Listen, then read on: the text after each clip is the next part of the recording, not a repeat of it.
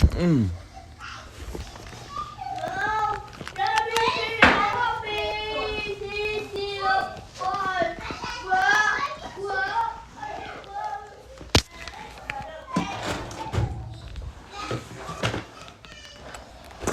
Yeah, that's the point there. Wait. Oh.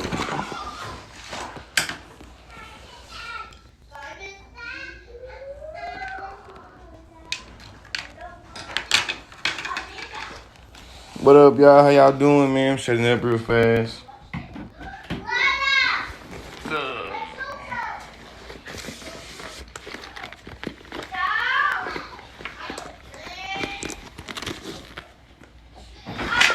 What up? What up? Waiting on her perspective to come through. See if I see it on here. Yeah. Pig math. How y'all doing today?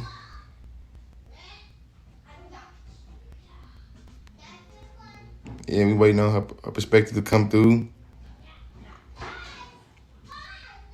Cooling off in the garage. What's good, man? Appreciate you, Braxton Peebles. What's up, Naja? What up, Officer Bates? What's up, Deborah? Who's that, Adisha? Trisha? Isaac? You know what I'm saying? What's good? Shout out to everybody in Norman, city of Nompton. Man, I was teaching 9th and 10th grade, but I won't be teaching 9th and 10th grade this year, man. I'll just be at the college level. Checking in from Arkansas, man. Shout out to everybody in Arkansas. I'm waiting on her perspective to pull through, and then we gone. Bam. Yeah. What's up? What's Hello, up? What it do? How you the doing? one and only, How we doing today? the one and only consciously. I am good because I am talking to you. You ain't got to do me like that, man. We good, you know. It is so good to see you. Yeah, yes. I'm looking forward to our conversation. I actually been looking forward to this, you know what I'm saying, for a long time. Into funny story, right? Funny story. You already know I be kind of bullshitting in my DMs in terms of getting back at people with timely manners. Our homie Wayne Brady had hit me up too. I got it, but I responded 4 months late.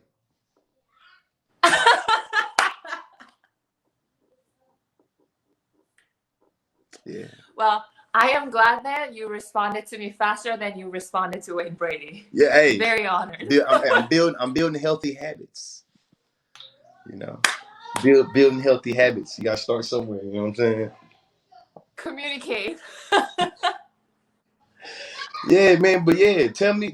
I feel like I was able to. I feel like I was able to catch a video that you did today that I think that was very, very. I feel like appropriate for what we talking about in today. I mean, about what we talking about today, like in terms of allyship and stuff. But I want to know more about you because I didn't know you was in Ivy League and all that stuff. So going on and you feel me for me and everybody watching that might not know your background. Can you go on and just sprinkle a little something on us? Yes, I'll sprinkling some on us. I still can't believe that I'm talking to the consciously. So again, thank you so much for talking with me. I just graduated last May. I spent all my adult life in the academia, the higher ed space, pursuing master's degrees pertaining to oppression. I studied gender oppression more than I studied racial oppression, but I've always the people who shaped my thoughts and shaped my leadership have been, people of color, BIPOC scholars. So I always feel deeply indebted to the BIPOC community, and I'm growing and learning as an ally. So I'm grateful for our friendship because I know you speak so much about allyship and POC unity. So thank you for all the work that you do. Thank you. So where did you go specifically though? Like where you spend some time at in higher ed? You know, where you get your degrees at, what they in. I'm at this point. I'm being nosy. Nosy, nosy. I went to Cornell for undergrad. I went to Harvard twice for master's degrees. And I am headed to Columbia for another master's degree. So I am spending all my adult life in What you the waiting on to US. become doc? What you waiting on? Why you gonna become doc? Don't get your PhD, doctor. What you waiting on? Oh, it's just that I've gotten to know the academia, and it's such a soulless place, such a such a racist, like classist place. Like I've seen so many people going into PhD just so hopeful and just so so all of these things, and then they come out of it and they're just so hurt and so just like, oh, like kill me, like so Yeah, I'm not I'm not going near, like nowhere near that shit. So I'm happy. yeah, I'm that's happy real. with nothing. That's the reason why I ain't got mine too. So that's actually, you know. Yeah. What is your background? See, I got all my degrees from the University of Oklahoma. I got an undergraduate degree in African American studies. I have two master degrees as well. I have a master's degree in human relations, and I have a master's degree in adult and higher education. And then because I did debate I feel like as a result of doing debate and taking women and gender studies courses in graduate school, getting a certificate, I feel like I'm kind of more versed than I feel like most males anyway, in terms of I feel like gender everything. You know what I'm saying? In terms of I feel like political, social, economic, as well as knowing a little bit of history and being able to be familiar with some literature. You know what I'm saying? Like the all the stuff or whatever. I'm actually thinking about today getting into some making me a video about seams of subjection, the Horton Spillers. It's been a minute since you know what I'm saying, touched down in it, but really getting into the seams of subjections. I seen a list that said that it showed me the top 100 TikTokers, and I ain't see no black women in there. You feel me? Yeah. Yep. And me just being me, how I see stuff is like, damn. So black women make up damn near 80-90% of the trends on this app. Black women are very made fun of, duplicated, copied, on this app. And the people that benefit the most, you feel me, not only on this app, because I feel like it represents the world, but it's like are non-black women. And I feel like, you know what I'm saying, it just blew my mind. Like, damn, all these damn dances they making it. So it is kind of, you know what I mean, blew my mind. Yeah. I mean, this app treats black people terribly. I mean, black women terribly. Like and it's not only the suppression, but I mean, it's just. I mean, I feel like the algorithm clearly does not like black people because they have so much harder time going Yeah. viral than non-black folks. Yeah. And I have to I have to add that anytime I duet, you know how like with the duet function you have a green screen video now, like so you can just disappear. Anytime I did that with a black content creator, it would go straight to under review.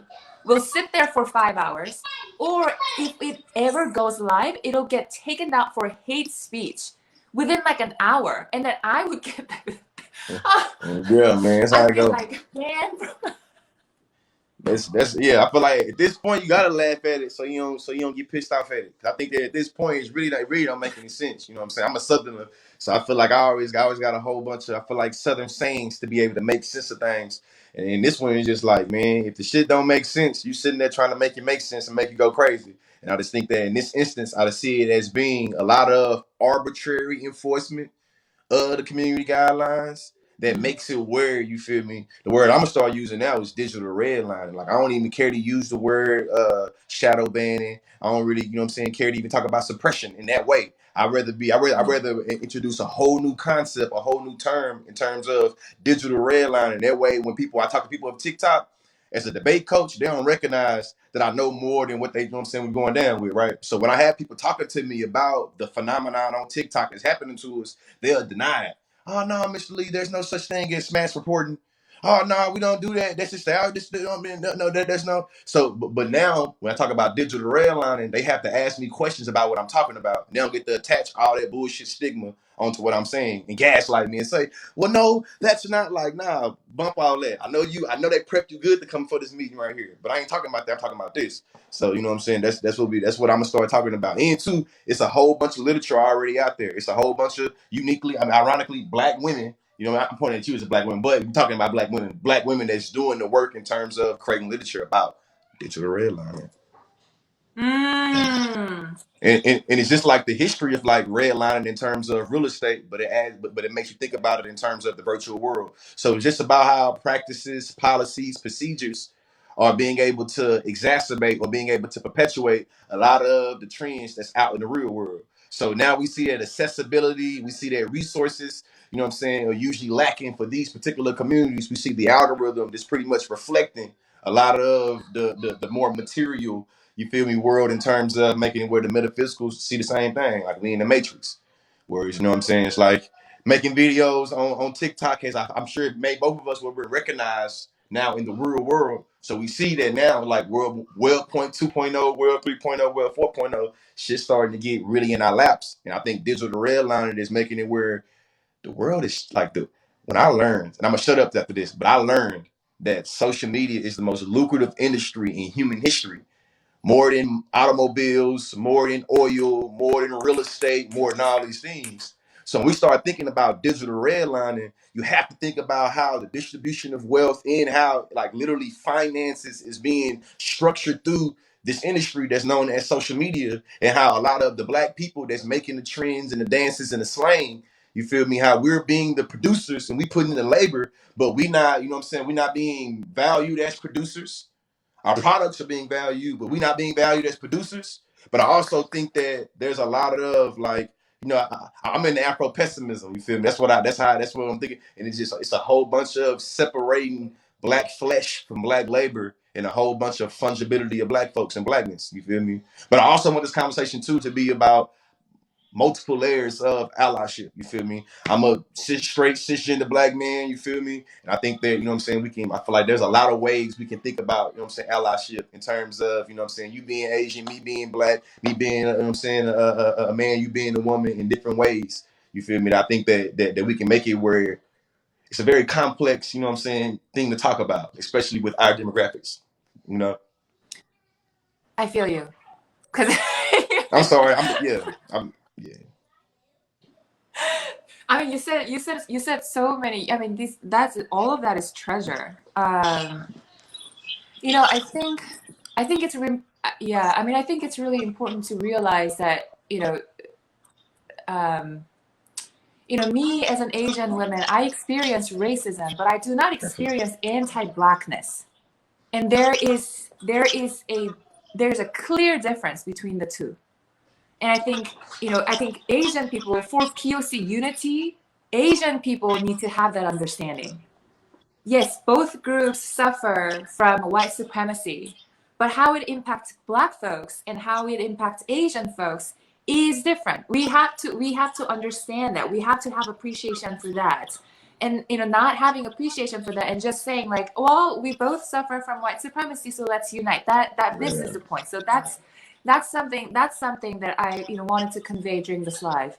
And I think the second one is, I just think, you and I are in, I think you said it best. It's, I think you and I, in terms of allyship, is, reciprocal in a lot of ways, because, you as a cishet man, are an ally to me as a cishet woman. And I am an ally to you in that you are a Black person.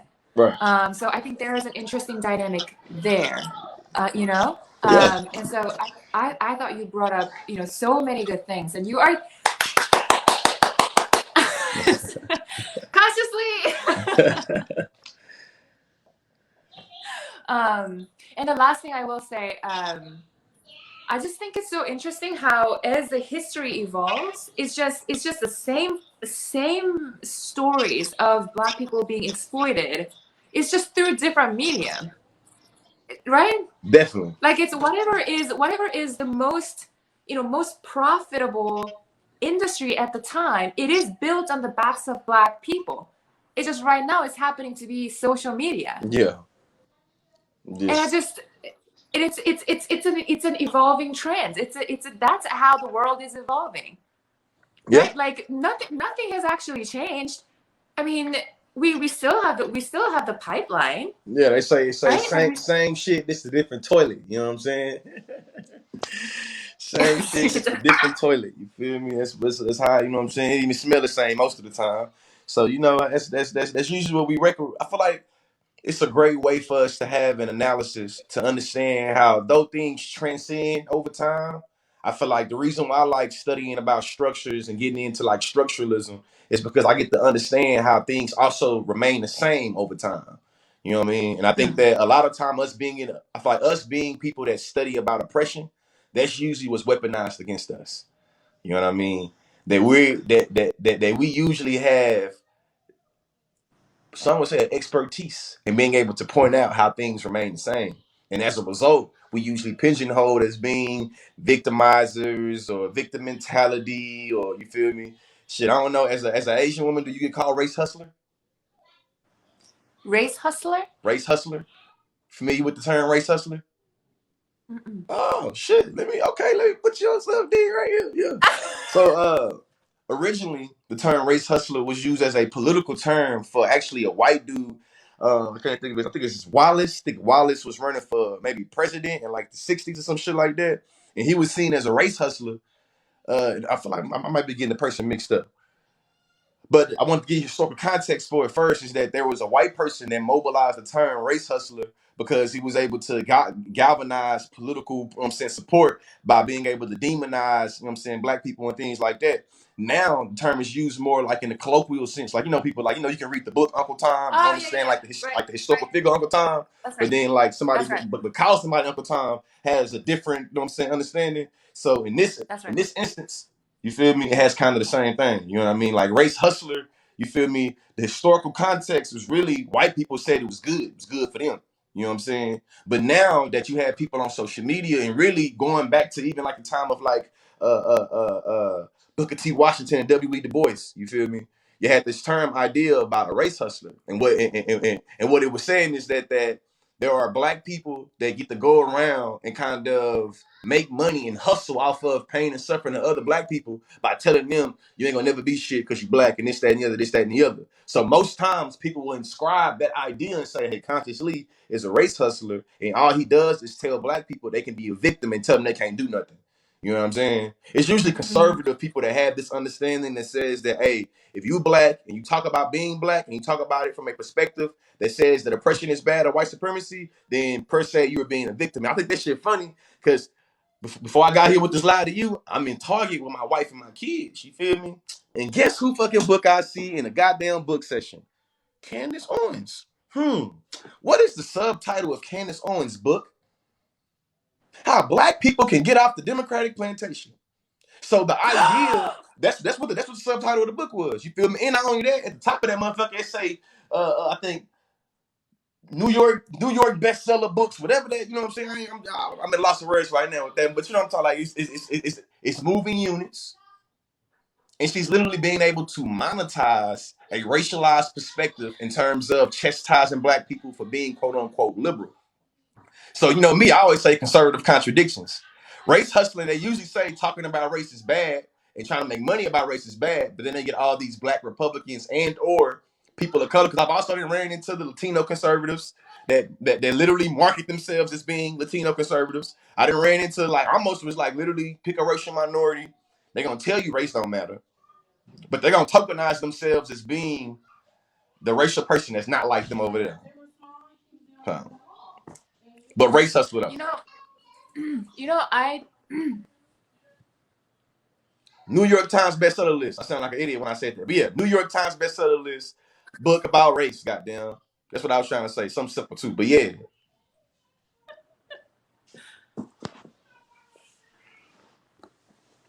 there is something inherently violent about saying race does not matter. It's incredibly dehumanizing and degrading because That's how the person experiences the world. That's who they are. And Facts. so, when I hear race does not matter, you're basically telling them that they do not matter. Hence, Black Lives Matter. Like, race is who they. I mean, yeah, I would love to live in a world where race is not a social construct. But the reality is, race is. I mean, having been surrounded by BIPOC, so many people have said the first thing I think about in the morning is the fact that I'm Black. Like, you can't tell that experience does not exist to that person by saying race is not a thing or race does not matter. I just think that's So yeah, you took it deeper than I took it. I think about it even more simplistic. Yes, yeah. What you want, Izzy? I like barbecue. You want the barbecue? Go tell mom to get you some barbecue. Okay. barbecue. Yeah, go tell her to get some barbecue. Barbecue. Yeah, BBQ. I don't know what you call it. You know what I'm saying? I forgot what I was saying, huh? Yeah, I forgot what I was about to say. I was talking about how race is not a thing. Oh yeah, Or you like, took it deeper than I took it. I think about it as simple as when I go fill out a job application, when I want to get any type of resources, whether I'm on food stamps, HUD, or welfare, or whether I'm doing a test, the second question they're gonna ask me usually what's my race is. You feel me? They're gonna ask you my name, they're gonna ask you my race. All applications. But race doesn't matter. Think about it. You know what I'm saying? Whether you want and too, think about the industries. In oil, in gas, in real estate, in textiles, there are all metrics that we can see a statistic based off of race. You know what I'm saying? Even from an educational standpoint, when we start to administer tests, we want to try to compare test scores. We're gonna do it through race and understand. You know what I'm saying? Through understanding the race. So I just find it funny that it be like race don't matter. But it's like, God damn, it said on my driving license. It's on my birth certificate. It's on my pass. It's like I don't know what you're saying. Don't matter. Like, what you mean? right. They gonna say African American male, 6'1", dreadlocks. Copy. I'm gonna be identified that way. So that's why I think about it simple. Like, damn, it don't matter, huh? To who? It's codified in it's right. That is codified in like our existence and in the world. So I mean, it just stresses me out so much. Because I struggle with this because I think me as somebody who is in the journey of being an ally to the Black community, I think my job is to listen to the Black people, as much as possible. Realizing that Black people are not a monolith. Like, not a single Black person speaks for the entire Black population. So my job is to make sure that I talk to as many people as possible within the boundaries that I have, for myself. And there I struggle with it's how do I show up and advocate for the people that in that community, and with and realize that some people in that community have deeply problematic belief systems that are rooted in white supremacy. So like Candace Owens is a great example, right? So I think a lot of allies realistically struggle with this, right? Like especially allies who are just starting off. Yeah. Struggle a lot with this. How do I show up for the entire Black community while understanding that because anti-Blackness is in everybody.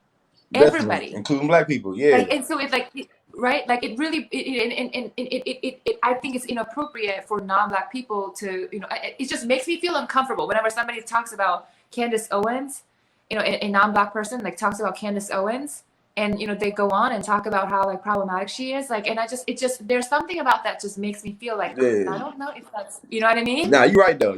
I think that because like the plight of Black people has been so, I feel like, especially over the past year, so popularized and so kind of normalized in terms of being in everybody's perspective.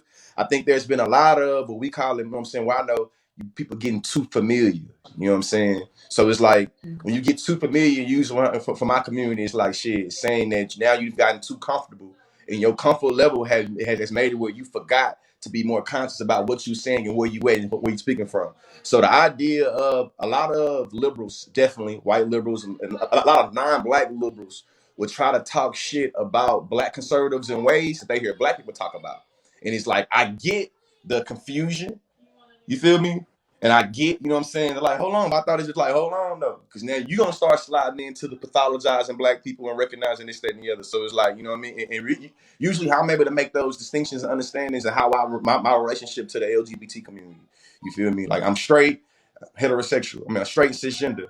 A lot of times when they have intra-communal conversations about, you feel me, what the A stand for in LGBTQA plus, or what is stealth, or what is that, I recognize that it's certain conversations I ain't got no business being a part of. Like I ain't got Right. no, I don't have no voice on that. You know what I'm saying? Like, I don't got nothing to say about that. You feel me? So That's how I right. understand it is being able to kind of, I feel like me understanding the boundaries in terms of the black community, where it's like, hey, this the ally, but you don't get to call nobody Uncle Tom. Like that, like for the non-black people watching this, non-black people should never call black people Uncle Toms. No matter how much you think a person is being a white supremacist sympathizer, no matter how much you think that they're being an apologist to anti-blackness, you let another black person say that right there. Because what it comes off is as you kind of being able to tone police, and or it just comes off as being tasteless, you know what I'm saying, in terms of being able to give a racial analysis that's really not a part of your thing. You feel me? Or think about it like this. I'm a male. I know about sexism and patriarchy, right? I understand that within the women community, within the all the feminine body community, there's an understanding of a pick me. You feel me? It would be out of line for me to call a woman a pick me. You know what I'm saying? In my mind, you feel? You see what I'm saying? Like that's not my lane. You see what I'm saying? Like that's me now being like whoa, now George, hold on, nigga, you getting too familiar. Like you see what I'm saying? It's like you're not a woman. I probably shouldn't do that. You see what I'm saying? Or it is being like, you know what I'm saying, women might call each other basic bitches. I bet I never call no one a basic bitch. You see what I'm saying? And these examples to me is how I understand staying in my lane in terms of being an ally. There might be some real conversations that's happening within within the feminist community about a basic B or about a pick me. Consciously's perspective and voice is not needed on that. You feel what I'm saying? That's how I think about it. You know what I'm saying? When it comes to like the black shit, it's like, hey, black people, we gonna take that amongst ourselves about what we should be doing and how we should be doing it. You feel me? And those conversations are so hard to have because this is what a lot of the black community been fighting about for centuries. You see what I'm saying? It's like you can read a journal about the plantation, and it's gonna be multiplicity of enslaved people's perspectives. You feel me? You had some enslaved people that want to take over the plantation. You had some enslaved people that want to burn that motherfucker down. You had some enslaved people that want to run the plantation. You had some enslaved people that simply want to run away. And I think that because there's always been this understanding of, you said it yourself, like black people ain't a monolith. Sometimes us as black people forget that as well. You feel me? So we want to make sure that non-black people is not being able to put it in that way as well. You feel what I'm saying? Because usually when it come off as non-black people start getting too deep and talking shit about Candace Owens, it's like, hey, you kind of proving her That's point right. now. You see what I'm saying? That's right. Or it's That's like, right. hey, there is some black folks that there is a way for some black people to conform to conservatism. You feel me? And to be cool. Say hey, Izzy. Say hey. Hey. Dude, what do you go by? Hey, What do you go by? Do I call you Herspective? What's your Evelyn. Evelyn? Say hey, Evelyn. Hi, Evelyn. Yeah. Hello. Yeah. She came to me to open up some applesauce, and then she really didn't want nothing from me. She want me to open up some applesauce, and now she on her way. Applesauce. But yeah, though. Applesauce. But yeah, I think that's how I'm usually able to understand and construct the boundaries of allyship in terms of when I'm trying to be an ally to like feminism, womanism, progression of women, or when I'm trying to be an ally to like the LGBT community or like the deconstruction of heteronormativity. I think about like what is my position and what's my proximity to the issue, and I think that if I can't be in it, then I think that it's not for me. You know what I'm saying? That's usually how I look at it. How do you define a good ally? How I define a good ally is somebody that's willing to mess up and willing to. I thought it's just two things really. An ally is somebody an ally accomplice when you be, you know what I'm saying, a co-conspirator, as some would put it. It's like somebody that can not scared of making a mistake. You see what I'm saying? Like, I know that me being an ally to the LGBT community, or me being an ally for the progression of women, there is going to be times that I have my blind spots of being patriarchal, sexist, misogynistic, or have my blind spots of being heteronormative, or being, you feel me? And I think that I can be conscious and be real about I have those. You know what I'm saying? And I think I'm still going to act. And I think the second thing that makes you a good ally to accomplish, somebody that's willing to acknowledge when you're wrong, willing to take your responsibility for being wrong. And I think that, to me, that's what it would come down to. It's like, when we moving and grooving, is you gonna be pump faking and hesitating, worrying about being wrong? Because we don't. That shit that can get both of us hurt. You see what I'm saying? But also too, if you do something wrong, what is your recourse? What is your reaction? What is your response to when you get called out for being wrong? I've been called out by multiple communities for doing, you know what I'm saying, wild foul shit, because of how I think, and I'm gonna jump off the roof to make my analysis. You feel me? But I'm willing to say I'm wrong though. Don't get me wrong. Sometimes I can be a little ignorant and defensive and accepting how I'm wrong.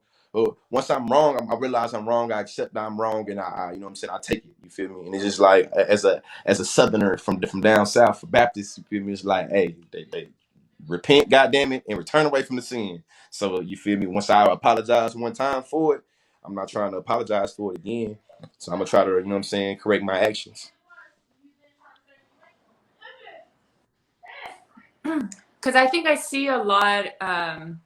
I think I see some of this like from allies. I mean, I'll speak about, feminism and how male allies showed up, and there were times it was really frustrating because they will get involved, because there's a moral urgency to act when they see something. It's like, oh, I have to protect the people who I'm advocating for. That is great, and they there are times, from the purest place of, out of their heart, they would get involved, and that, and in there, they would make, mistakes, some things that are just like, like, and I think what differentiates an effective ally from a non-effective ones is that, when a community sees what you are doing, on behalf of, or like not on behalf of, but for our community,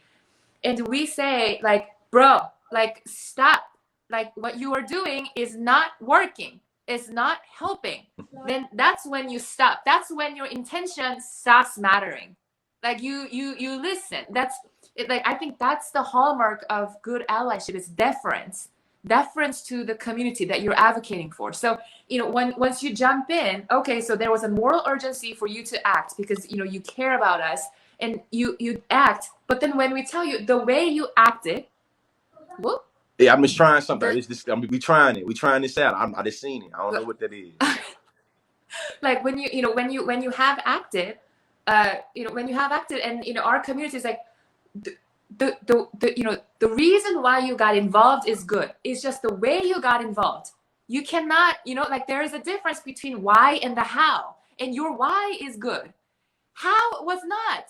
So we are telling you that this was not good. And good allies, I feel like, they stop and go, okay, what do you need from me? Right. The allies that I have seen are problematic are just like digging their foot and being like, no, I was right, I was coming from. But I'm like, no, we're telling you that it didn't work. Like, you did this for us, right? And we're saying that it didn't work for us. So why are you in your stubbornness with your intentions? It does not matter. It stopped mattering a while ago. Why are you in that place? See, I think when it comes to like masculinity and trying to save shit and trying to protect, and, you know what I'm saying, going in with good intentions. My grandfather always said the pathway to hell is paved with good intentions. You know what I'm saying? And I think we understand, like, the pathway to hell is paved with good intentions, recognizes that sometimes we can have the most purest positive intention or motive to doing something, but we still can have a bad result, or the impact can be fucked up. You feel me? And it's like, your good intentions doesn't negate the bad impact, the fucked up impact that we got to. And I think that masculinity makes it where we get to, almost, I feel like cross-cultural, you feel me? Black, white, native, Asian, Hispanic. It's like there's something I feel like it's something that's benevolent about the way that masculinity, how we get to exert that shit. You know what I'm saying? And make it where it's like, yeah, but I was trying to help you though. Yeah, but I was doing something good though. And it's just like that's the end all be all for us. It's like that's almost how we've been conditioned.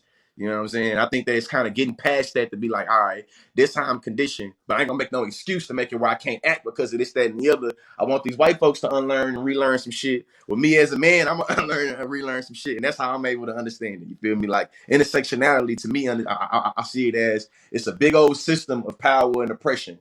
There's multiple tools of how this system is able to hoard its power and oppression. Can you kind of put your binoculars on, the hater blockers, as they would say in Oakland, you feel me, to be able to recognize the way in which this tool is able to kind of push hate, or the way that this system is able to deploy different tools, ableism, misogyny, sexism, anti-blackness, whatever, you feel me, to be able to create this hierarchy. And I feel like that's what I'll be trying to think about in terms of being an ally. You know what I mean? What I think one of the struggles is, one of the struggles that I have as an ally is setting boundaries. Just knowing my boundaries and, setting my boundaries. And I think that, that conversation internally and with other, with other people who are on the journey of allies and on the journey of being an ally. Oh my goodness. She want to be a baby now. Yeah. She want to be a baby now. So. What's her name?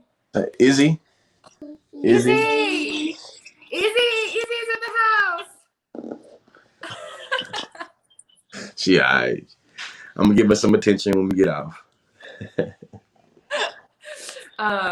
But yeah, I think the struggle is, I don't necessarily think that allies, need to. I think allies need to listen to, as many people as possible in the community that they're trying to advocating for. But I don't think it's necessary for them to listen to everybody. And I think it's impossible. I think it's literally impossible for allies to listen to everybody in the community that they're advocating for. There are, billions of people in that community, millions. Yeah. I think a good ally should have discernment though. I thought you should have discernment to be able to, recognize when to listen and when you ain't really gotta listen. You feel me? Or that's I feel like when you should just listen and to understand, and when you should listen for dialogue. I feel like, that's what I think the discernment is into. Because I'm keeping it stacked with you too. I recognize that when I'm talking about LGBTQ things, because I've read so much and had so many debates and had so many conversations, I'm gonna be a little bit more versed in terms of perspective. But I'm from perspective, but in terms of language to talk to that experience. But I don't have that experience. You see what I'm saying?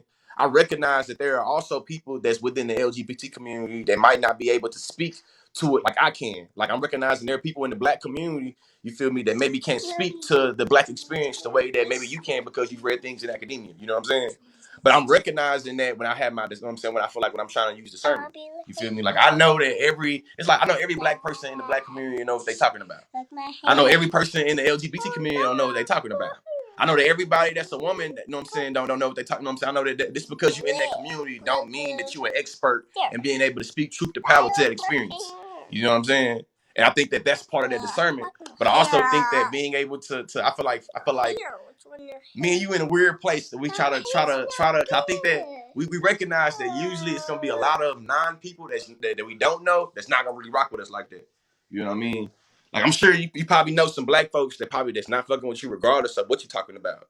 You know what I'm saying? I know some women that's not fucking with me regardless of what I'm talking about. I know some people in the LGBT community, they ain't finna rock with me regardless of what I'm talking about. You know what I'm saying? And I think that I'm cool with that though. You feel me? I'm an ally in the community. I want to see the progression of the community. I don't really need no friends in terms of I'm being an ally to have friends. You see what I'm saying? And I think that me being able to, I know that sometimes I ain't want it. I end it like that. Like that's how I say that. I know sometimes I ain't want it, and I know that me wanting to be wanted and me always wanting to be celebrated and not tolerated gets in the way of my ego and being an ally. Because sometimes I ain't gonna be celebrated. See what I'm saying? Like you talking about it right now in terms of like male allyship for like women progression. A lot of times our presence is gonna be tolerated. You feel me? You feel me? As an ally, I gotta sit with that and deal with that. I gotta deal with that. I gotta be able to, you know what I'm saying, suture my own ego and be cool with that. I always want to talk. I always want to show people what I want. Sometimes I have to shut up and listen. I have to be cool with that. What is in your mind difference between allyship and friendship? To me, allyship means that you have a relationship to a particular positionality that you want to see, you know what I'm saying, like progress. You feel me? Like I feel like I care about the allied progression of women, but I know that all women, they don't see me as their friend. You know what I'm saying? Or almost how I see the N-word thing like this. It's some black folks, I mean, it's some non-black people that have gotten N-word passes from black people. You know what I'm saying? I think it's a crazy ass idea, but listen, in terms of friendship, you non-black people have friendships with black people that let them say the N-word. It becomes bad when they try to universalize it. Like, hey, them black folks, them your nigga. They said them niggas can say you can call them nigga, that's cool. Only them niggas over there. All niggas is not gonna go for you calling them a nigga. You see what I'm saying? And that's how I think that's how I look at the distinction between allyship and friendship. It's literally the idea of the N-word thing. It's like, hey, I'm from down south. So that's a lie. There is some Mexican people that I've been around, that I'm around, that I grew up around. They say the N-word, I don't bat my eye. I'm like, yeah, we're good, nigga. This thing, I don't think anything about it twice.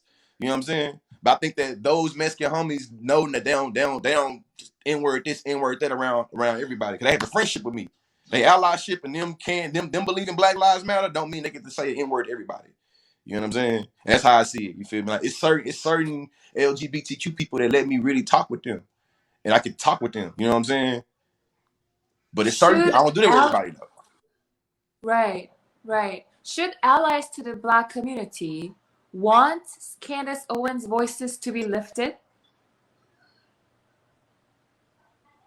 So may I tell you where that question is coming from? Yeah. Yeah. It's a hell of a question. See, I think as an ally, I understand that there are problematic individuals in every community. Like, even in feminism, and even for progression of women. I don't want men elevating okay, but elevate us systemically. But don't, you don't have to, like, there's some, like, really questionable women, right? Like, in our generation. And I just, like, you do not, don't, I go and say, I literally go and say, don't listen to her. Like, she does not represent the rest of us. Yeah. Right? Like, but still, there is a question of systemically uplifting women's voices, right? So, I think there's a question of so I guess my question about Candace Owens is, I see that I don't think she's helping. I don't particularly like her. Yeah. Like, I don't think she's all that good. But she's I think she belongs to the community that I'm trying to advocate for. And I think there is some sort of obligation on my part to her in that. And I'm struggling to find what that is. You know what I mean? So, like, should I want the elevation of her voice as with the rest of the with the rest of the Black community, or How you feel about how does trans that women? work? That's how we're gonna do this right here. How you feel about trans women? How do I feel about trans women? Yeah, you feel like how you feel about the Trans progression women of are trans women. women? Like trans women, bam, bam, bam. Shit, how you feel about Caitlyn Jenner? Okay. See what I'm saying? So me and you feel the Right. same way then. You know what I mean? I'm all for the rising tide. You feel me? The rising tide gonna maybe help all the little tugboats and all the cruise liners, maybe. You feel me? For the most part. But it's particular boats I ain't trying to see. You know what I'm saying? Like I know from being able to keep my ear to the streets that a lot of the shit that Caitlyn Jenner be pushing be parasitic towards other trans women. You feel me? But I'm gonna let them other trans women get on her ass and I ain't gotta do it. You know what I'm saying? And really that's how I see Candace Owens. It's like, hey, we gonna get on a helmet and y'all can be critical with her. You know what I'm saying? But be critical with her in terms. I must be critical with consciousness and recognizing it's very easy to pathologize a Black person and or all of us are conditioned by anti-Blackness. And it might be a way for you to rationalize being anti-Black because you feel like she's being anti-black. You see what I'm saying? Almost how I see it as on TikTok, you know, a lot of us make content. So we'll stitch somebody, you feel me? You might see a funny looking ass, you feel me? White supremacist, this, that, and the other, right? You and I, we conscious, we hip to the game. You know what I'm saying? So what if it's let's be straightforward. What if it's a fat Trump supporter that's being anti-black to me? This don't justify me being fat phobic to the fat Trump supporter. You see what I'm saying? That's how I feel. That's what I'm gonna debate. You know what I'm saying? Like I still got followers that's fat. So me talking shit about this, you know what I'm saying? So you know what I mean? So that's how I see it. It's like, hey, I get into it with you, and you feel me, and you have a disagreement, and you start being anti-black. This don't justify me start talking shit about Asians and shit. You feel me? I gotta beef with you. You see what I'm saying? And I think that a lot of times when it comes to ally and friendship, we got to be able to use discernment to recognize, hey, this individual beef, this an individual thing, or it's a thing that's intercommunal. Meaning that's just some shit they're gonna handle inside a community. You not inside the community. Just shut up. This ain't for you right now. Or that's how I see it. You feel me? Like I'm not inside the LGBT community. I'm not gonna be making no videos about Caitlyn Jenner. You know what I'm saying? I know, like you know, Caitlyn Jenner ain't you know, feel me, ain't really standing in the way. I feel like using a lot of respectability politics to be able to appeal to people when it comes to the progression of trans people. I ain't gonna make no videos about that though, because I ain't, you know what I'm saying? Now, don't get me wrong, make a video about trans women being women, political, social, economic advancement of trans women, talk about healthcare for trans women. But when it comes to, you feel me, the squeaky wheels within the community, I'm gonna let the people inside the community grease them wheels, because I ain't, you feel me, I don't even have the proximity to do it. And that's really how I think what I'm saying when it come down to it. It'd be a whole bunch of different black conservatives that I think that almost get to double down from a philosophical standpoint, get to have even more resentment and be feeling more justified in their position when they have non-black people come at them for being black and being in that position. Because then it's like, yeah, you trying to create that static notion of blackness. Because I'm always thinking about it. Hey, Frederick Douglass in the black community, even the most pro-black of the pro-black, don't respect Frederick Douglass. Frederick Douglass was a Republican. For all intents and purposes, he was a conservative.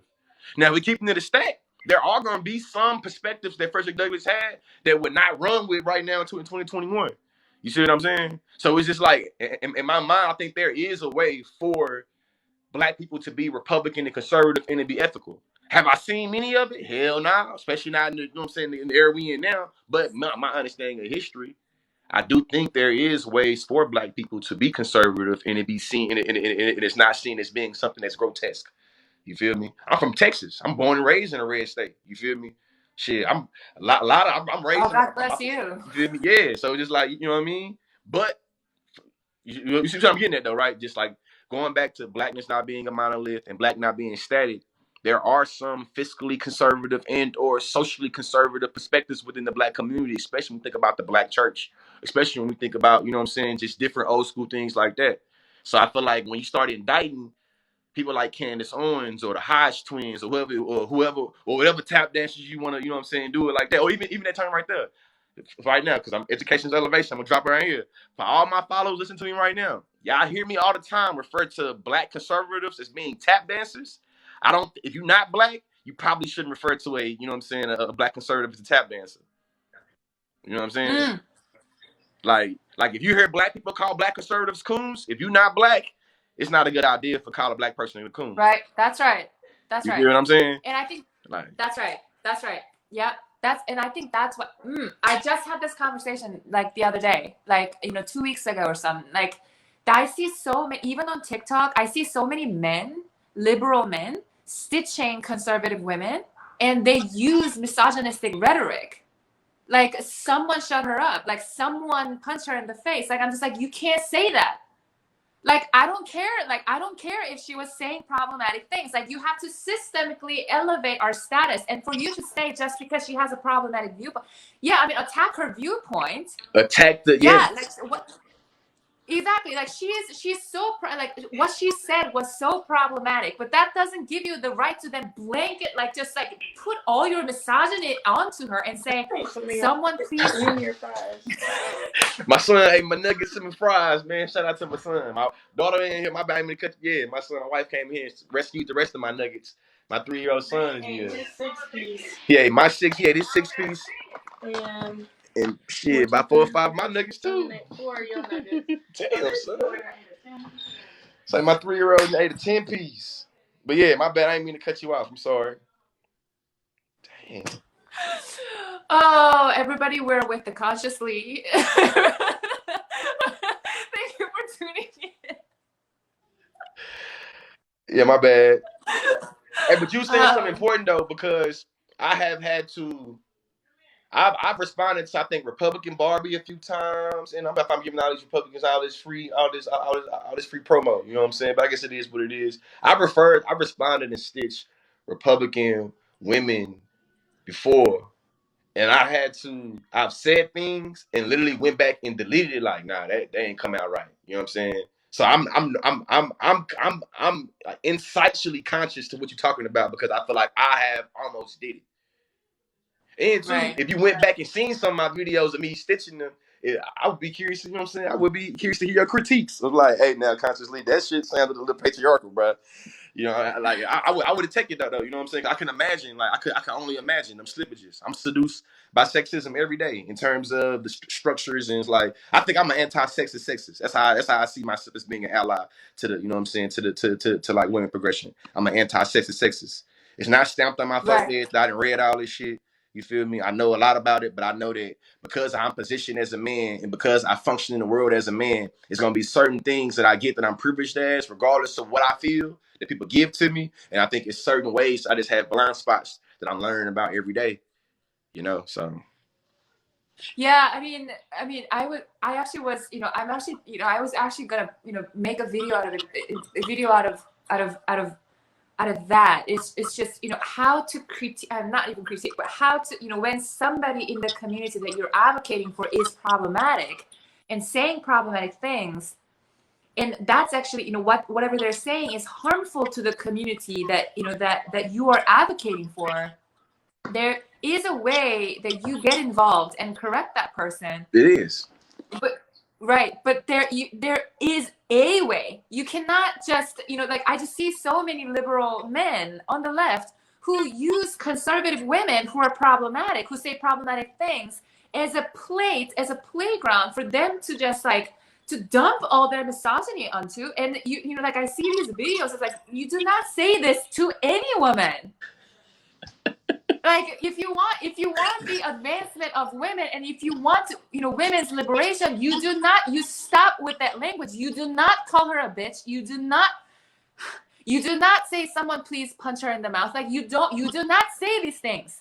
Like it's like I see these videos and I just like, they blow up, and like these men talking about it, I'm like, how are they blowing up?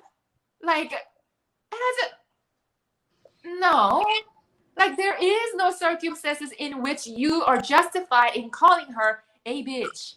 Like, there is Y'all no heard that, right? Y'all heard what situation. she said. Y'all heard what she said, right? Can you repeat that just one more What? time? Cause that's really the main one I done seen. I ain't never did that before, but I didn't say it like, but can you repeat that just because people don't know? Like, you can't call them bitches, bro. Like, There is no situation in which you are justified in calling a woman a bitch.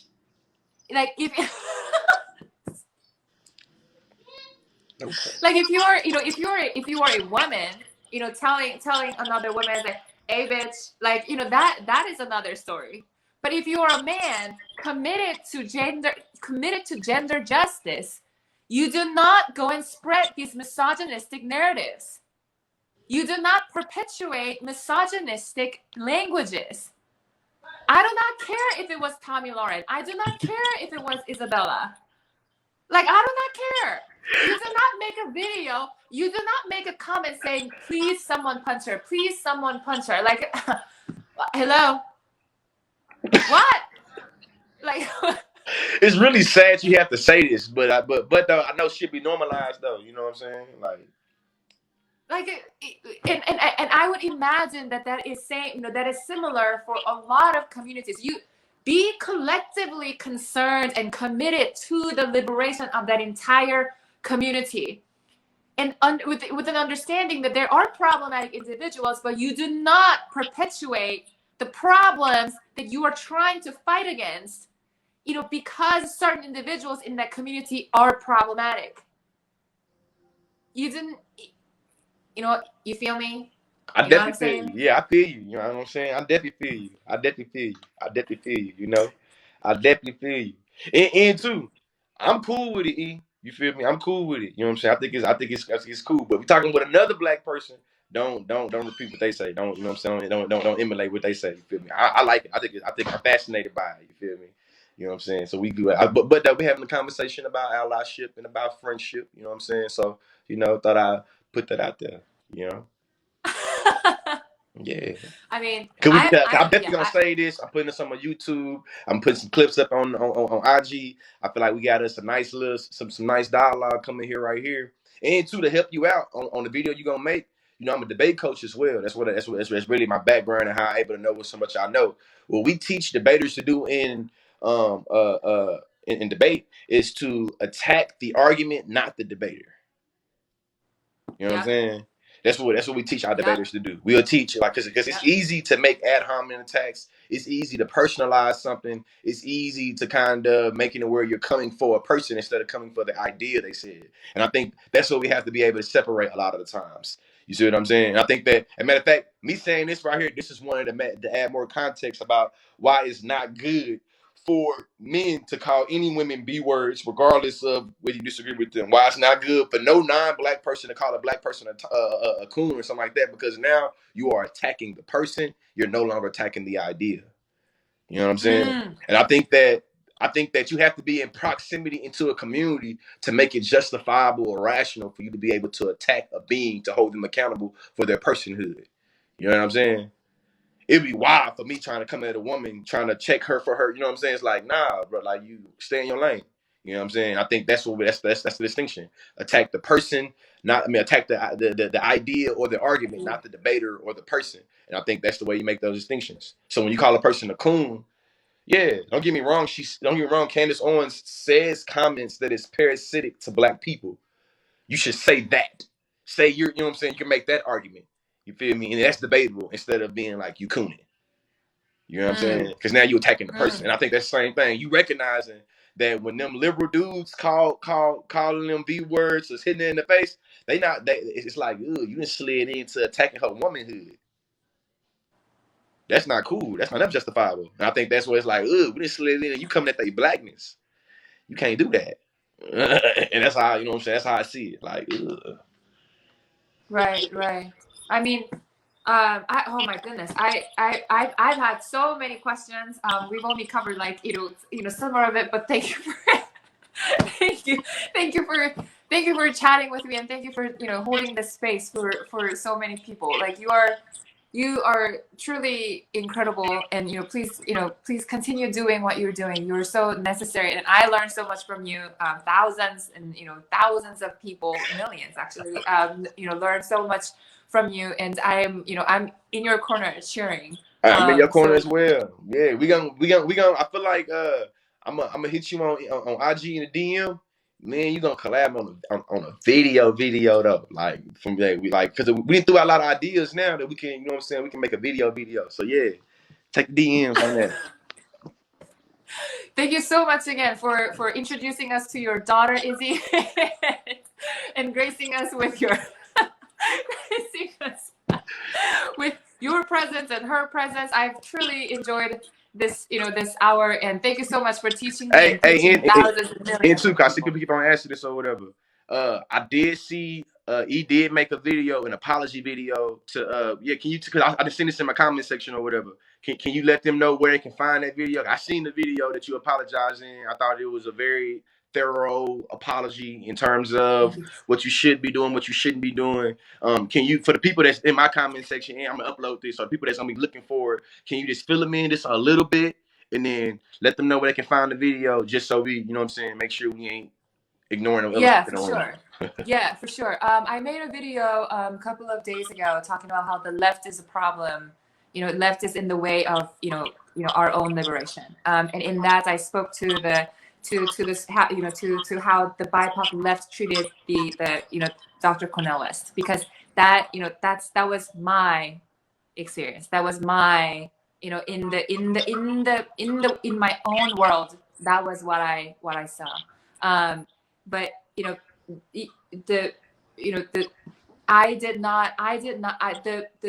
the generalizations that I made, there was it could be so easily misconstrued that when I said, BIPOC left, how they treated him, even though it was in the academia, that language can be coded. Like it can be interpreted as a coded language of anti-Blackness, talking about, Black activists, even though that was not my intentions.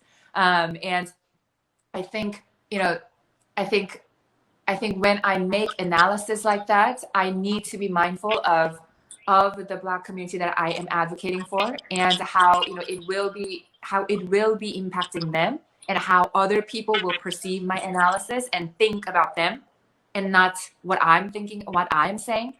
So even though I was coming from a pure place, it was wrong. I should not have done that. And when Black people, on TikTok showed up and said, this language like easily be, this is harmful. My problem was, I initially didn't choose to listen to them, because I was so proud that I have always been surrounded by Black people in my own world, that listening to them was all that mattered.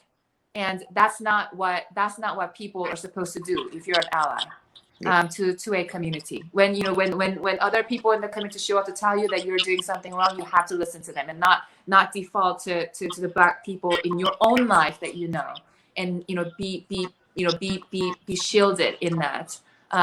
And that's what happened, and I own up to all of that, and did the apology video.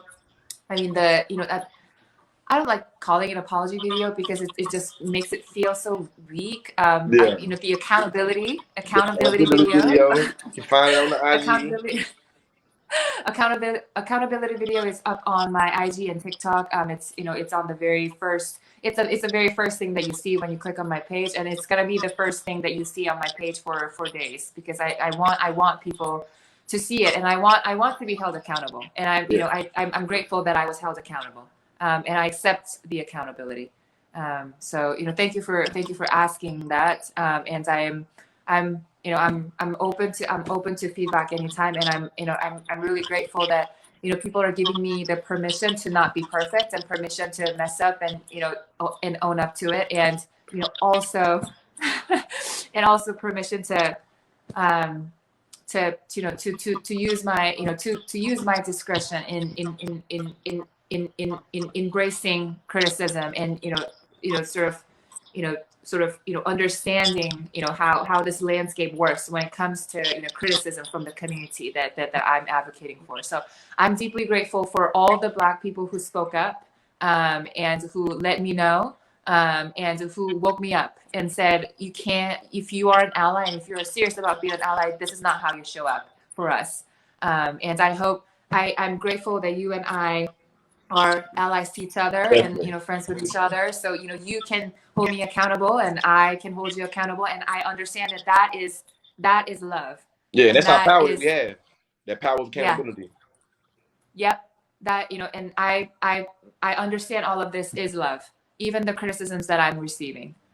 So I'm deeply thankful for you, and for everybody else who's holding me accountable. Yeah, man. Hey, shout out to E.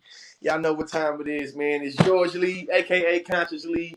Don't forget the Lee. We got it right here. GeorgeLeeSpeaks.com if you're interested in any workshops, any facilitation. I also got that merch. I got my They Lost in the South shirt on today. You know what I'm saying? I got some new merch coming y'all way as well. E, you got anything, you know what I'm saying? What can people find you at? You know what I mean? You got a website, what you got on, going on, man. So we can close it out, man. Don't let them know. I will always boost you. Please let me know if there's anything I can do to support you, even though you're doing far better than I am. I'm here for you. I'm here rooting for you, truly. And thank you so much for everything. Consciously. Thank you. Hey, well, I'll holler at y'all. Daddy Duties call. I got a podcast to get on to in an hour and a half, so I got to go get my kids some attention for bedtime. For all of y'all that's interested, though, I will be going live tonight on YouTube at around 9:30 Central Time. Listen, we on CP time too, goddammit. We on CP time, but around 9:30, if you're on YouTube, be looking, be looking for me and my co-host, Political Plug, Toya G. We always got some nice conversations for y'all coming y'all way, man. But yeah, I'll holler at y'all. Everybody tune in, please. Oh, If yeah. you're a supporter of mine, you will tune in. Thank you very much. Yeah. All right.